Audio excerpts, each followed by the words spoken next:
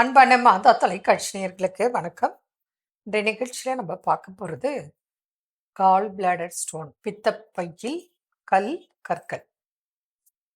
நமக்கு பித்தப்பை அப்படிங்கிறது கால் பிளாடர். அது நம்மளோட மார்பகத்துக்கு கீழே வயிறுக்கு மேலே ரைட் சைடில் இருக்கு. அப்போ அந்த இடத்துல நமக்கு பித்தப்பையில் கல் கற்கள் இருந்தால் வலி ஏற்படும், லேசான வீக்கம் ஏற்படும். அது இல்லாமல் இந்த ஆர்ம்ஸில் வலி வரலாம் சிலருக்கு. காலையில் எழுந்தோடனே ஒரு பித்த வாந்தி, பித்த நீர் வெளியேறுதல் அப்படி இருக்கலாம். கொஞ்சம் அஜீரணம் இருக்கலாம், நெஞ்சு கரிப்பு இருக்கலாம், அதாவது டைஜஷன் ப்ராப்ளம், இன்டைஜஷன் ஏற்படலாம், மலச்சிக்கலம் இருக்கலாம். வலி தாங்க முடியாத அளவுக்கு ஓவர் பெயினாக இருந்தால் எமர்ஜென்சி சர்ஜரி தான். இதே லேசான வலி, ஆனால் பித்தப்பையில் கல் இருக்கு. சிலருக்கு வலியே இருக்காது, ஆனால் பித்தப்பையில் கல் இருக்கும். அந்த ஃபஸ்ட் டைம் வலி தெரிஞ்சிருக்கும், இல்லைன்னா வேற ஏதாவது டெஸ்ட்டுக்கு போகும்போது ஜென்ரல் ஸ்கேன் பண்ணியிருப்பாங்க.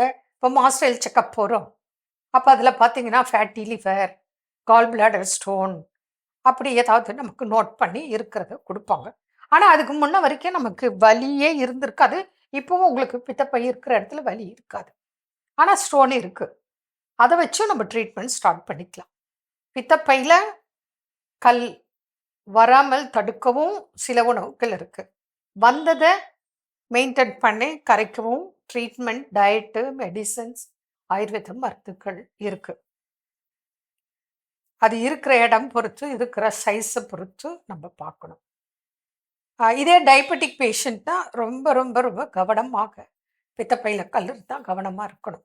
ஏன்னா திடீர்னு அது போய் உட்கார்ந்து அழுகிய நிலை ஏற்படலாம், வெடிக்க செய்யலாம். அப்போ ஓவர் வலி வரலாம்.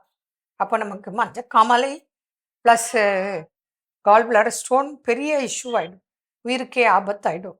அதனால் டயபெட்டிக் பேஷண்ட்டாக இருந்தால் ரொம்ப ரொம்ப கவனமாக பார்த்து கொள்ள வேண்டும். மற்றவங்க கவனமாக பார்த்துக்கணும். அதுக்கு வேண்டியான மெடிசன்ஸு, டயட்டு, ட்ரீட்மெண்ட்லாம் இருக்குது. இப்போ ஜென்ரலாக நான் உங்களுக்கு சில டிப்ஸு சொல்கிறேன். நல்ல ஃபைபர் நிறைந்த உணவுகள், நார் சத்துள்ள உணவுகள், காய்கறி, கீரைகள், பழங்கள், கொஞ்சம் நான்வெஜ் எடுத்துக்கலாம். அதுலேயும் எளிதில் ஜீரணமாகக்கூடிய உணவுகள் நீங்கள் எடுத்துக்கிட்டிங்கன்னா, பித்தப்பையில் கல் இருந்தால் ஜீரணமாகும், இல்லை பித்தப்பையில் கல் வராமலும் பாதுகாக்கலாம். வேர்க்கடலை இருக்கு இல்லையா, நம்ம ஜென்ரலாக டெய்லி கொஞ்சம் சாப்பிட்டுட்டே இருந்தோம்னா பித்தப்பையில் கல் வராமல் பாதுகாக்க முடியும். குழந்தைங்களுக்கு, பெரியவங்களுக்கு எல்லாருக்குமே இந்த வேர்க்கடலை ரொம்ப நல்லது. இது குழந்தைகளுக்கு, பெரியவங்களுக்கு எல்லாருக்குமே பித்தப்பையில் கல் வராமல் பாதுகாக்கும் தன்மை ஒரு பக்கம், சர்க்கரை வியாதியே வராது பாதுகாக்கும் தன்மை இன்னொரு பக்கம் இந்த வேர்க்கடலை நல்லது. அடுத்தது மலச்சிக்கல் எல்லாமே பார்த்துக்கொள்ளும். அடுத்தது பார்த்தீங்கன்னா குழந்தைங்களுக்கு, பெரியவங்களுக்கு எல்லாம் மூளை வளர்ச்சிக்கு ரொம்ப ஹெல்ப்ஃபுல். புரதச்சத்து குறைபாடே இருக்காது, புரியுதுங்களா? அந்த மாதிரி ஏகப்பட்ட விஷயங்கள் இந்த வேர்க்கடலில் மாத்திரம். அதே போல் உங்களுக்கு இந்த ஆயில் புல்லிங் சொல்லி கொடுப்போம், நல்லெண்ணெய் டெய்லி காலையில், புரியுதுங்களா? அதுக்கப்புறம் ஆலிவ் ஆயில் சாயந்தரம். அதை நீங்கள் காலையில் உணவுக்கு முன்பு நல்லா ஆயில் புல்லிங் பண்ணி உள்ளுக்கு சாப்பிட்டு வெளியே துப்புறதில்லை. அதே போல் ஆலிவ் ஆயில், அது உங்கள் நோயின் தன்மைக்கு ஏற்ப சைஸை பொறுத்து எத்தனை டேபிள் ஸ்பூன் சாப்பிடணும், எவ்வளோ அளவு அப்படிங்கிறத உங்களுக்கு நாங்கள் மென்ஷன் பண்ணி கொடுப்போம். கூடவே டயட் கொடுப்போம், கூடவே மெடிசன்ஸ் கொடுப்போம். முடிந்த அளவு கரையிறதுக்கு வாய்ப்பு இருக்குது.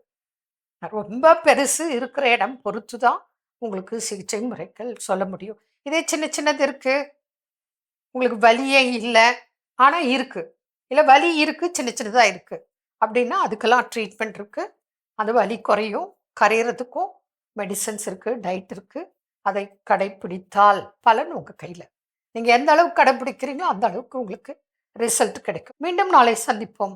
நன்றி. அன்னை மரியே வாழ்க!